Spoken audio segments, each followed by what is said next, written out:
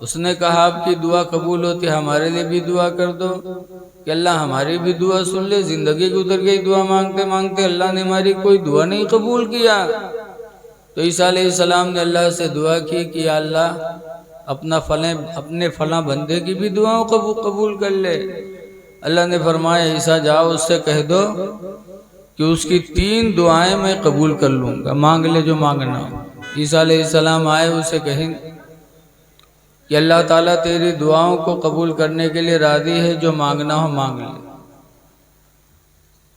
جب وہ سنس تو کا دعا مانگیس، جیسے سنس ویسے سب سے پہلے ہاتھ پھیلائی دعا مانگیس کہ یا اللہ ہماری بیوی کو چاند کی طرح چمکدار بنا دے۔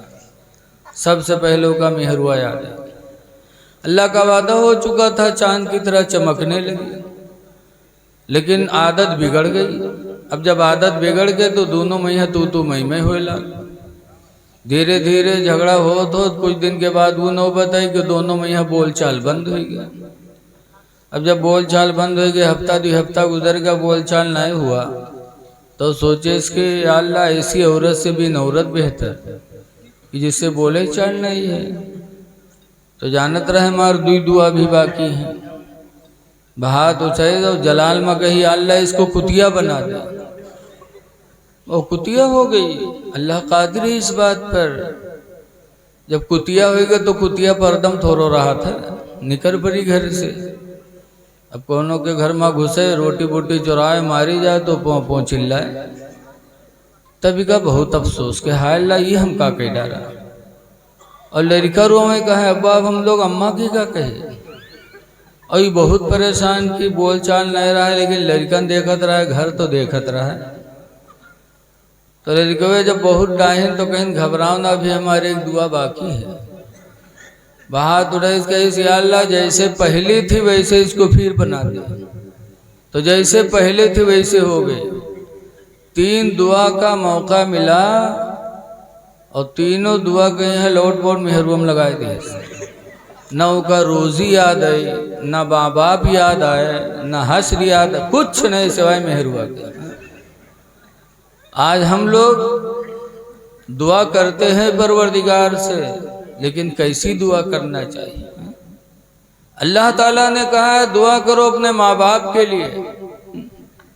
کہاں جاتے یار اٹھ کے؟ یہی ہوتے 12 بجے تک تھکائے لی ہی نہیں، تب تقریر خاطر بیٹھے ہی نہیں۔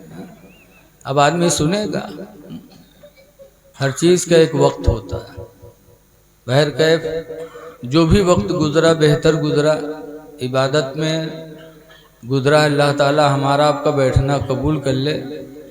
لیکن ہونا چاہیے تقریر پہلے نعت بعد میں، اس لیے کہ ہمارے نوجوانوں کے اندر الحمدللہ جذبہ اور عشق رسول اب بھی موجود ہے، وہ سنتے رہیں گے، لیکن تقریر سے اونگھئی آوت ہے۔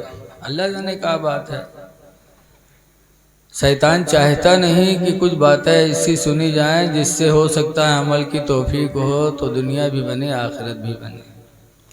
بہرحال اے لوگو تھوڑی دیر بیٹھ جاؤ، ابھی جاؤ گے موبائل چلاؤ گے۔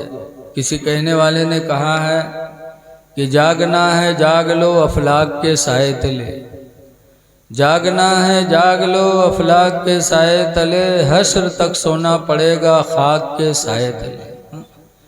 اس لیے سونا تو ہے ہی ہے، یہ محفلیں روزانہ نہیں ہوتی، آپ ہی لوگوں نے جلسہ کیا، کتنی محنت کیا ہوگا۔ علم بہت بڑی دولت ہے۔ رسول اللہ صلی اللہ علیہ وسلم آئے ایک رات اٹھے اور مدینہ کی مسجد میں تشریف لے گئے تو دیکھا کہ صحابہ کرام مسجد نبوی میں جمع ہیں۔ ذرا آواز کم کرو کچھ ہلکے سے۔ 2 گروپ بنے ہیں صحابہ کے، ایک گروپ والے نماز نفل ادا پڑھ رہے ہیں، نماز نفل پڑھ رہے ہیں، اور دوسرے گروپ والے آپس میں بیٹھ کر دین کی باتیں کر رہے ہیں۔ حضور صلی اللہ علیہ وسلم گئے تو اس گروپ میں نہیں گئے جس گروپ میں نفل پڑھنے والے لوگ تھے، بلکہ اس گروپ میں حضور جا کے بیٹھ گئے جس گروپ میں دین کی باتیں ہو رہی تھی۔ پھر حضور نے فرمایا بعثت فیکم معلما، میں تمہارے بیچ میں دین سکھانے والا بنا کے بھیجا گیا ہوں۔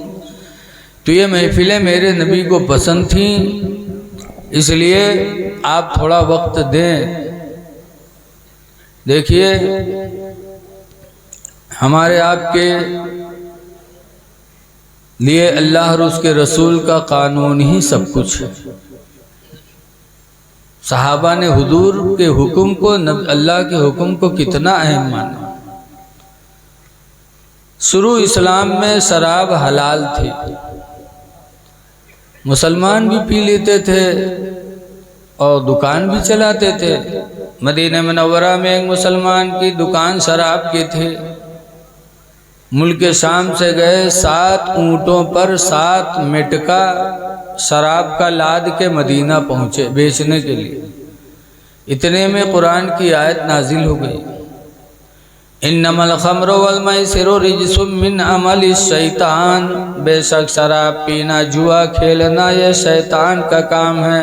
رجسن، یہ دونوں گندگی ہیں، جوا بھی گندگی، شراب بھی گندگی، شیطان کا کام ہے، انسان کا کام نہیں۔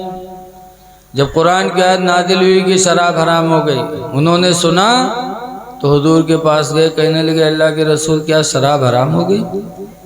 تو قرآن کی آیت پھر نازل ہوئی، یسألونک عن الخمر والمیسر، اے نبی آپ سے لوگ پوچھتے ہیں جوا اور شراب کے بارے میں، قل فیہما اسم کبیر، اے نبی تم فرما دو ان دونوں میں گناہ کبیرہ ہے۔